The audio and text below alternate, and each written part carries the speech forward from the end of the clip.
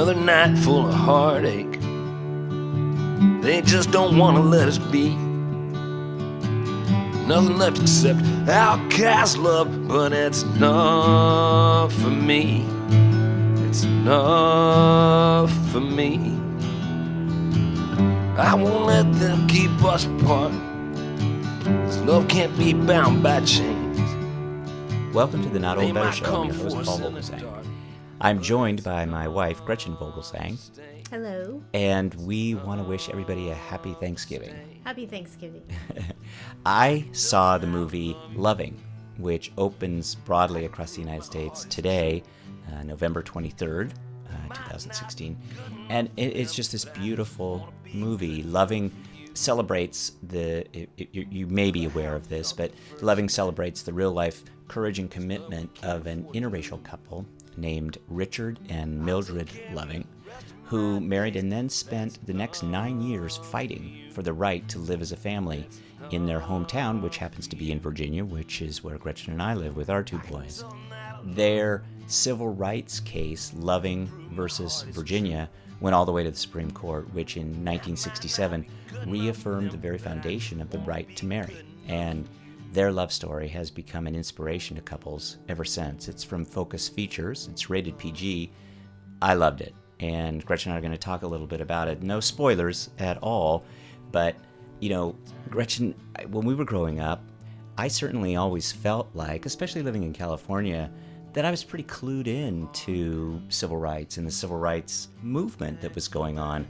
I did not know this story at all. Did you know this? No. So the civil rights movement happened when I was very young. Younger than me. Yeah, I'm about 5 years younger than you, and so it really wasn't a part of my childhood, really. But I would have learned, I certainly studied the civil rights movement in schools, and I don't really recall, learning about this at all.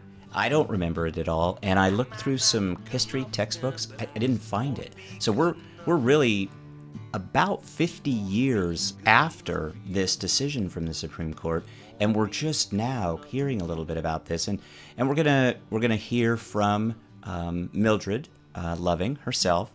As a matter of fact, let me just stop right here and play a little bit from Mildred Dolores Loving.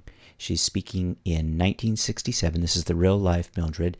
And let's listen in as she's talking a little bit about this subject of how they were first discovered, what they went through, and really this change that took place very soon after they were married. I think that marrying who you want to is a right that no man should have anything to do with.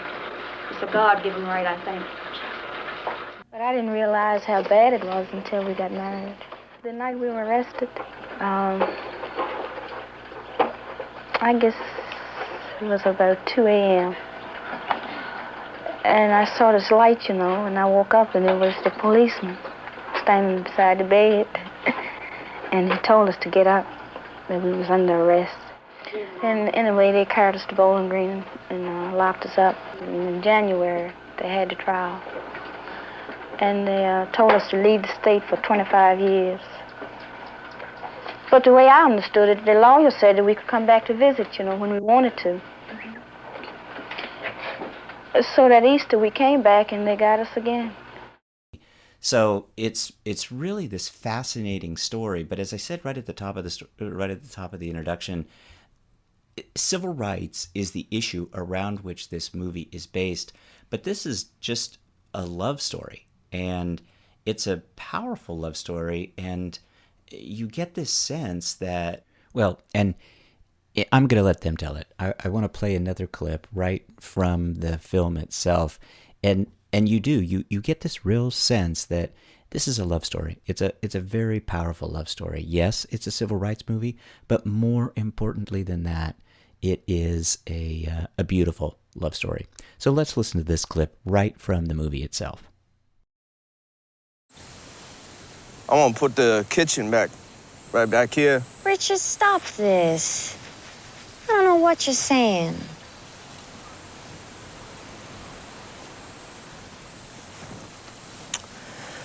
I bought it. This whole acre.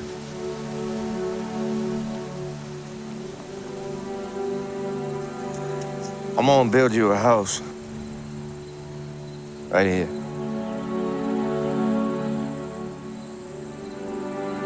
Our house.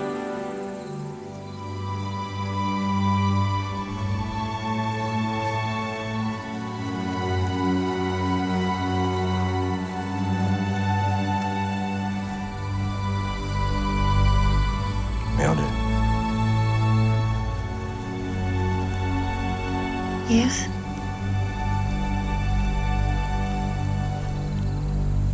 Would you marry me? Wow, that is beautiful, very, very moving. Well, they get married, love wins out, and when they realize that their 1958 marriage certificate issued in Washington, D.C. is rejected in their home state, that being Virginia, they're 5 weeks into their marriage following the wedding, and in the early morning of July 11th, 1958, the newlyweds were sleeping in their house in Central Point, Virginia, when the sheriff and 2 deputies stormed into their bedroom, shining flashlights into the dazed couple's eyes. They're demanded, who is this woman you're sleeping with? And Mildred responds, I'm his wife. And she gestures to the marriage certificate, which hangs on the wall. And the sheriff, in all his smugness, says, that's no good here. And then he turns to Richard, who is shy and unassertive, played wonderfully by Joel Edgerton. And the sheriff is trying to shame Richard for betraying his race and violating God's law. And he says, and this is an amazing line, he says, God made a sparrow, and a robin. They're different for a reason. So we're going to listen to that scene from the film. In here? Richard! What you doing in bed with that woman? I'm his wife. That's no good here. Richard Perry Loving, being a white person, and Mildred Jeter, being a colored person, did unlawfully cohabitate as man and wife. Richard? That ain't right! Both the accused leave Caroline County in the state of Virginia at once. Following the arrest, which they plead guilty to for violating Virginia's Racial Integrity Act, they agree to leave the state for 25 years and move on. They simply love each other and want to be married and left alone. Well, how the couple, with help from 2 uncanny ACLU lawyers working pro bono, managed to overturn that statute and in the process change the U.S. Constitution makes a great historic story. But Loving is the furthest thing from a tight courtroom thriller. Again, it's an intimate domestic drama about race in America and 2 of these profoundly apolitical people who wanted to live with the same basic rights as those enjoyed by white Americans. Like them, Loving is modest, it's quiet, it's deep, and in this next scene that I'm going to play for you right now, we hear the modest, polite, almost deferential Mildred explain that despite being right, they'll lose the small battles, but will win the big war. You go to the Virginia State Court next, right? Yes. You nervous? I suppose. The lawyers told us not to expect much. You think you'll lose? Well, yes. But I think it's all right. We may lose the small battles, but win the big war. Well, in fact, the Lovings do win that big war. And that war and the battles that led up to it begin in 1963 when the Lovings are living in Washington, D.C., and at the depth of despair after one of her 2 sons is hit by a car in their ghetto neighborhood, Mrs. Loving writes a letter to then U.S. Attorney General Robert F. Kennedy, who then refers her case to the ACLU, the American Civil Liberties Union. From the film, we're going to listen as Mildred, who is played wonderfully by Ru Nega, who's watching a broadcast of Martin Luther King's 1963 March on Washington for Jobs and Freedom, and she really can't imagine that this is even happening. It's got to be a world away, she says, halfway around the world. It's at that point that Mildred's landlord walks in, and we'll hear this, and Mildred's landlord tells her, you need to write Bobby Kennedy and get you some civil rights. Washington, D.C. has started, and it's about half of the 100,000 estimated crowd headed off down Constitution Avenue, headed towards the Lincoln Memorial, which is where we're seated now. It is here that the climax of the march will... You boys stop that wrestling. Right now you can see... Come and help Miss Laura with her groceries. ...coming in around the plaza surrounding Lincoln Memorial. We want first to go... They say over 100,000 people there. Standing by along the parade route at 17th and Constitution. Can you imagine? Might as well be halfway around the world. At this particular spot, we had expected the marchers to just Nothing. now begin. However, some 15 minutes ago, the march got underway. You know what you need to do? And their enthusiasm, what? Particularly among the young people. You need to write Bobby Kennedy. Some of the groups coming in from the I'm serious. I mean, that's what they up there for. All this talk of civil rights. You need to get you some civil rights. Engaged in demonstrations before. In the background, you can hear some of the young people shouting, freedom, freedom now. And here's the real-life attorney, Bernard Cohen, reading a portion of that letter.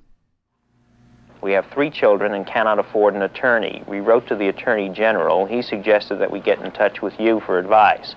Please help us if you can. Hope to hear from you real soon. Yours truly, Mr. and Mrs. Richard Loving. And it was that simple letter that got us into this not-so-simple case.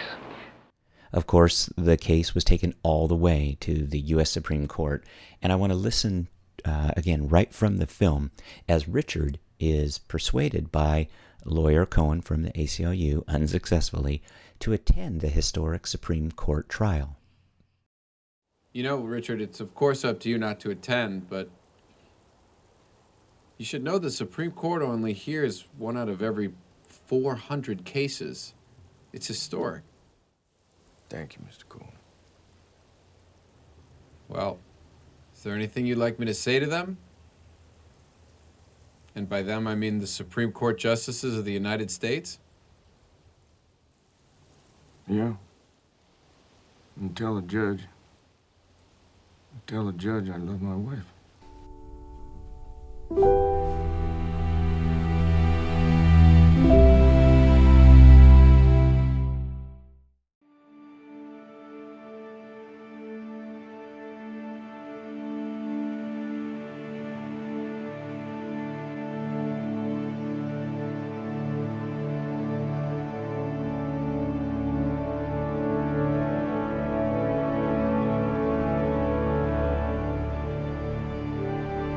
And Gretchen, you know, we just always get back to these 2 people loving each other, and these newlyweds who were roused really from their sleeping home in kind of central Virginia, not too far away from where we live. That really started this movement that became ultimately this film.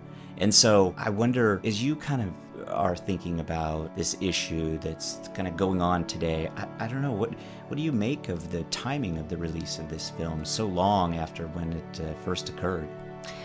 Well, I'm actually shocked that this was, 50 years ago, and really, in my mind, not being kind of startled when you see an interracial couple really only happened like in the last decade, I think. Mm-hmm. And so, yeah, it's just kind of shocking to me that it's been so long, and I feel like our society is slipping backwards a little bit here, and so I think that makes this movie even more relevant, because I think it highlights one of many different types of struggles that race has, had to endure in our country. Yeah, it's interesting because when you think about our president, certainly our current president, Barack Obama, a white mother, a black father, had they been living in one of the states in 1961 when they were married, their marriage would have been a felony. And so this idea that we're just now coming to grips with some of this kind of over this 10-year period, as you suggest, I agree with you. I think that it is a real change, and I think we just need to have kind of this discussion and debate in our country about tolerance and about understanding each other, and that marriage equality is something that we believe in. And this movie, I think, really points that out. The thing that's really startling to me is, I say, yeah, I can't believe this was 50 years ago. It seems so long. And yet, in the history of our country, it's not that long. This has been a long time coming. And so the fact that it's taken until now to address some of these things is, and to face some of the things. I think what's happening in our country is we're really facing, we've kind of buried. Now things are coming up and we're actually having to face some of the ways, we're having to really dig deep down and say, okay, how do we really feel about this? And we're having to face some very hard emotions, I think, as a country. Mm-hmm. I agree. And I think that the film brings us to this conclusion that many of these couples, and it's not just the Lovings, but many of these couples really are struggling, and they want to claim some unique identities, and it's important to move beyond the legal side of this anti-miscegenation law and statutes that has been in effect for forever, but stricken down by the Supreme Court decision. But now we need to move on from beyond that and actually embrace people as people and decide that human rights are what we need in order to really pursue happiness, regardless of color, any one of those areas. I think, deep down, no matter what race you are, everybody wants the same things. They want to be safe. They want the ability to prosper and do well. They want their children to be safe, and they want their children to have opportunities that they didn't have. It doesn't matter what race you are. Those are very, very fundamental things. And that every human being on this planet strives for. And it's just amazing to me that we can move away from those basic principles so quickly. It's just astounding. Yeah, and so I guess, just to kind of wrap up our conversation, it certainly, means that there are some things that we can do. We really can learn a little bit more about people. We can understand that there are struggles. We can open up kind of a dialogue and have this conversation so that we're informing not just each other but the public about this right of Americans to freely marry people of their choice. And I think that that's a very important right that we have. And the film reveals this struggle in a very loving way. And I think that that gives it just this beauty. And it, in my opinion, is going to be an Oscar winner. It really is that powerful. I just encourage anyone who's listening to go see this. It is a beautiful film. And when you're talking about a call to action, this is one of the things that we can do, is to see this movie. And there have been other movies that have been very poignant and very direct about the racial issues that we have faced in this country, and not burying your head in the sand. And I think to some degree we've been having our burying our head in the sand, and now we're having to pull our head out and we're having to really face some things. And seeing movies like this and gaining an understanding and a perspective is one step that we can take to understand and learn more, and to step up to the very hard things that need to be done in this country. Well, it says it beautifully. Thank you. And thanks for joining me, Gretchen. I love having you here. It's wonderful. I hope you have a nice Thanksgiving tomorrow. Well, I'll have a great Thanksgiving. I'm going to go down and figure out how to make a gluten-free pie crust. Okay. Well, thanks, everybody. Thanks again, Gretchen. Enjoy the movie.